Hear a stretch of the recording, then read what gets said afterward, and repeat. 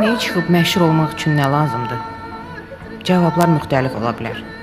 Gözəl sir-sifət, zərif vücud, yaxşı arxa. İstedad olmasa da olar. Sualı biraz da konkretləşdirək. Musiqi ilə məşğul olub oxumaq üçün nə lazımdır?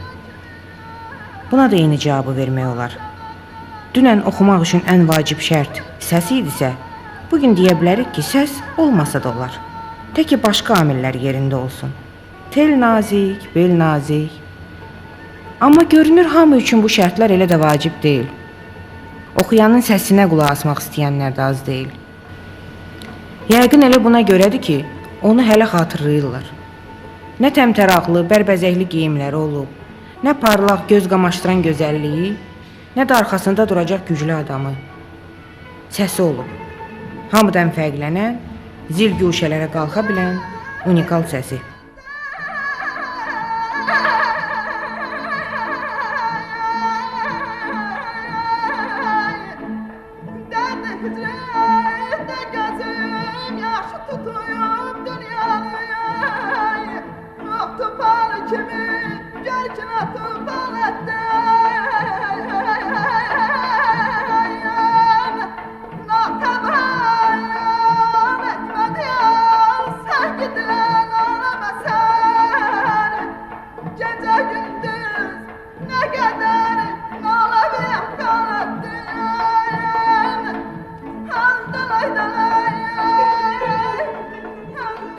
Vaxt olub ki, çox sensasyonlu konsertlər vermişik.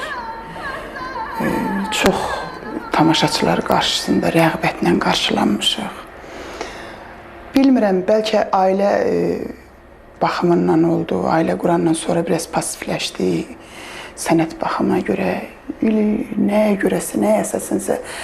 Bir müddət sözün düzü bizim, yəni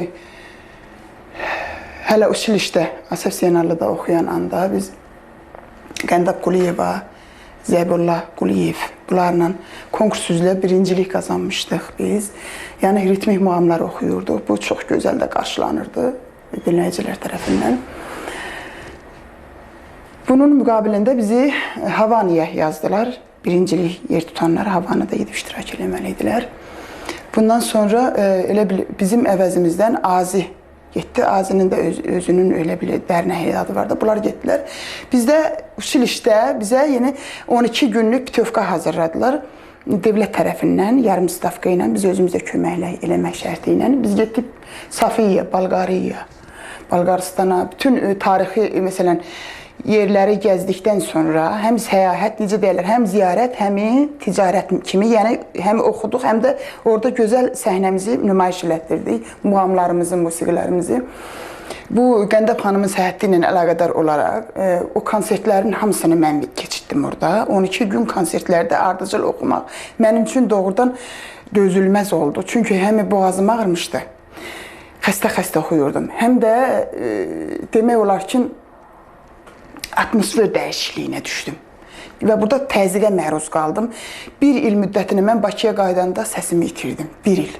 Heç oxuya bilmirdim. Heç oxuya bilmirdim. Hətta kağız üzərində danışırdım. Mən işarələrlə danışırdım evdə. Çox qorxdum. Bu mənə çox təsir elədi. Hətta ürək ağrısına can çəkdim ki, mən səhnədən deyil, üzdən iraq, yəni gəlmişəm bir ayıb, getmişəm bir ayıb. Bu mənim üçün ən ayıb sayılardı ki, elə bir gözəl səsi mən qoruyub saxlaya bilmədim.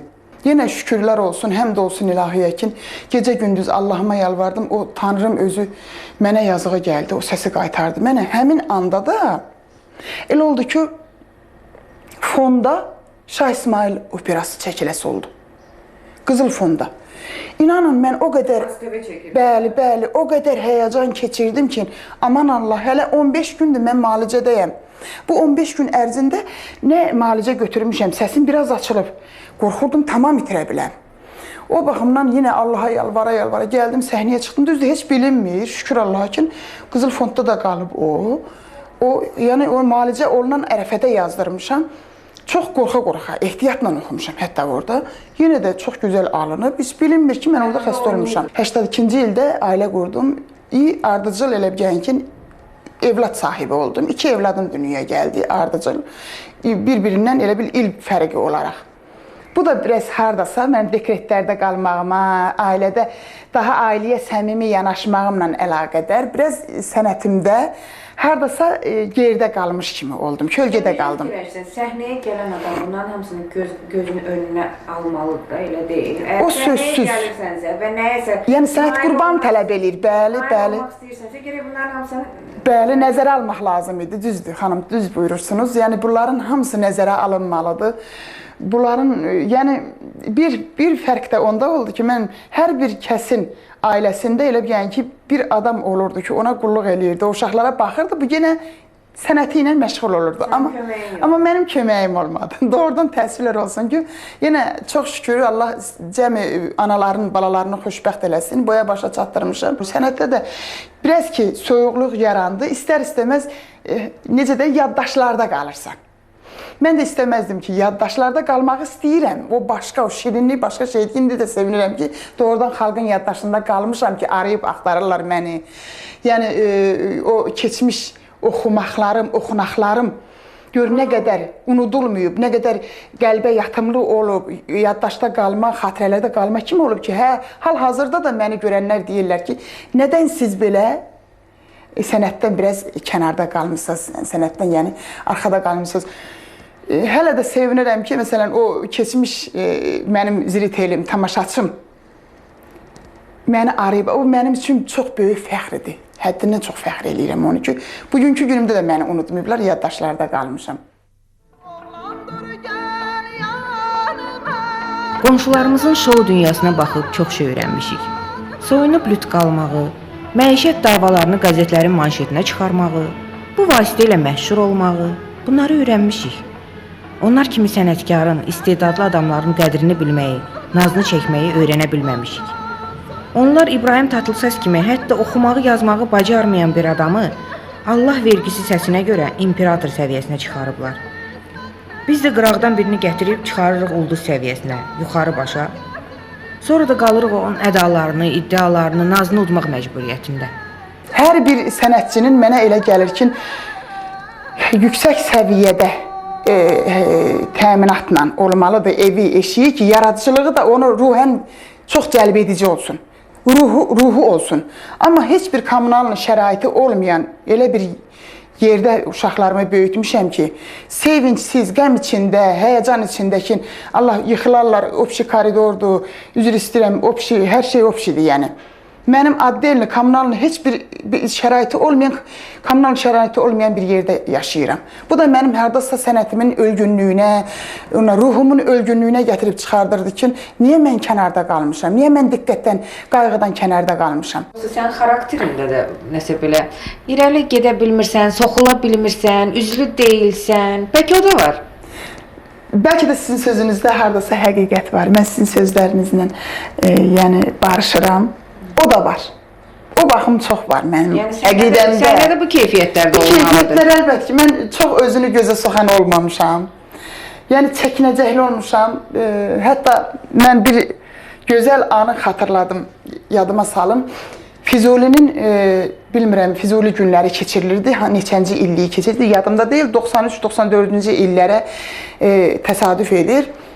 Bizim Şah İsmail operasından da bir səhnə salmışdılar, yəni bir Ərəb zəngi ilə Şah İsmailin değişməsini salmışdılar konsertə, hökumət konserti idi. O vaxtı möhtərəm prezidentimiz çıxdı səhnəyə, hamını, aktrisalarımızın hamısını təbrik elədi, eləcə də məni əlin çiynimə qoyaraq dedi, qızım, bu 1 milyon qaçqını olan Azərbaycanımızda hal-hazırda belə səsi, sənəti saxlayırsınız, yaradıcılığınızla məşğul olursunuzsa, bu ən böyük müvəffəqiyyət deməkdir.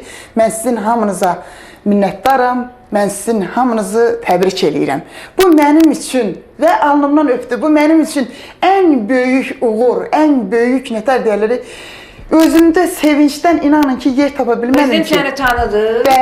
Bəli ki, vaxtı ilə dedi, mən Həqiqət Rızayevanın ifasında Ərəb Zəngiyə qulaq asmışam, Gülxar xanımın ifasında qulaq asmışam, indi isə Sahibə xanım, sizin ifanızda dinləyirəm.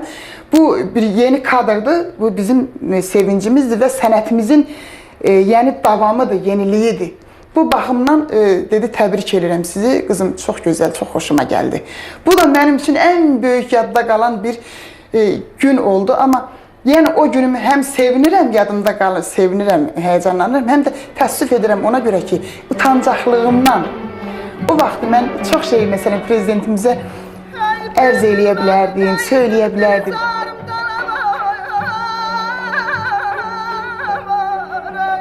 Dünya opera səhnələrinin bütün tanınmış ulduzları, divaları kilolu, şişman xanımlardı. Monserrat Caballé'dən tutmuş Irina Arxipovaya qədər.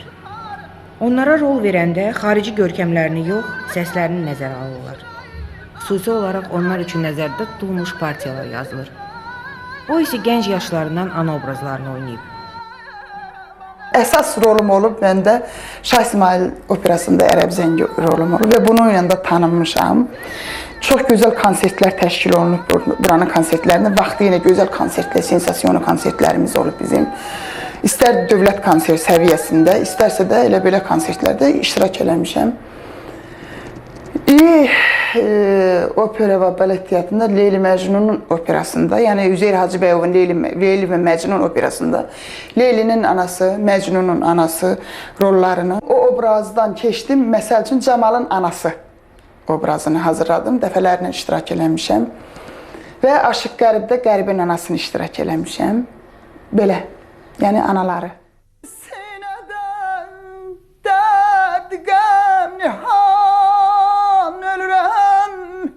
Yəqin bir qanuna uyğunluqdur. Dram səhnəsində hər bir aktrisa Desdemona'nı, Juliettanı oynamaq arzusunda olur.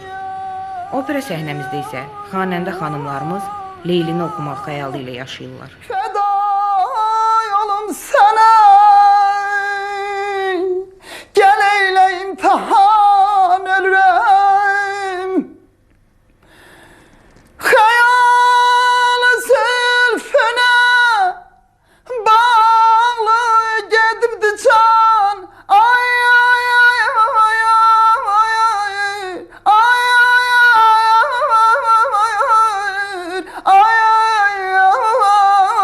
ay. Xəyal zülfünə bağlı gedibdi can ölürəm,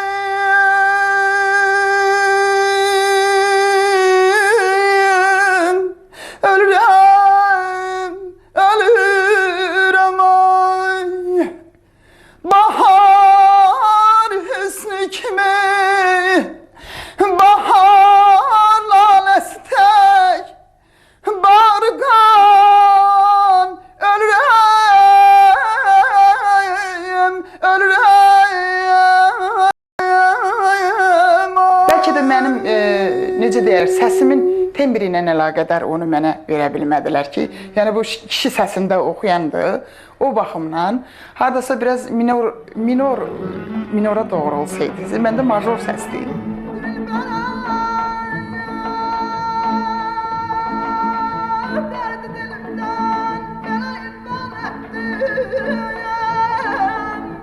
Belə, hərdən bir, tez-tez demirəm, hərdən bir vicdanınızın səsinə də qulaq asıb istedadlı adamlara kömək edin. İstedadsızlar onsuz da özlərinə yol tapacaqlar. Qaçqın şəhərciklərində Qarabağın yanıqlı səsləri yetişəcək ya yox, deyə bilmərəm. Heç olmasa olanları qoruyun.